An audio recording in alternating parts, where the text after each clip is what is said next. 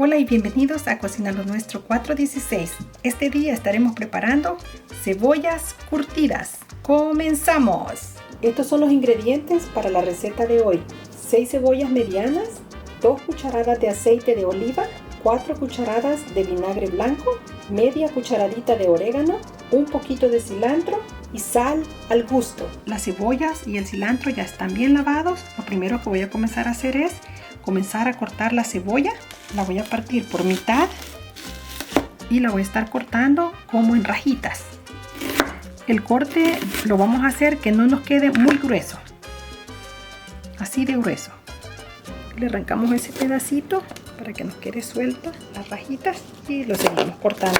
Una vez tenemos todas las cebollas cortadas, lo que voy a hacer, la voy a estar poniendo en un colador y vamos a estar necesitando también un recipiente porque voy a estar agregando agua hirviendo a la cebolla, y el agua hirviendo se la vamos a dejar ir a la cebolla para que nos quede un poco más suave y le quite lo picantito de la cebolla, para que no nos quede muy fuerte. Y esto se hace solo de pasadita. El agua, ustedes le agregan la cantidad de agua que ustedes desean. Nos aseguramos que todo el agua esté bien escurrida y ahora la vamos a estar poniendo en otro recipiente. Separamos todas las cebollas porque algunos pedacitos quedan unidos. El cilantro lo vamos a cortar finamente y se lo agregamos a la cebolla.